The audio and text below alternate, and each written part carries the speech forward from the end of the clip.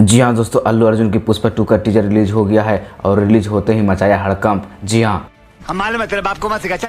और दूसरा तहलका पुष्पा भाव ने अपने टीजर की दुनिया के सबसे बड़े बिल्डिंग बुर्ज खलीफा पर चलाकर किया है। इतना ही नहीं, लेकिन दोस्तों अल्लू अर्जुन ने अपने टीजर को बुर्ज खलीफा पर क्यों चलाया, इसके पीछे कारण है, आइए जानते हैं, लेकिन वीडियो पूरा वॉच कीजिएगा। ठीक है, समझ गया।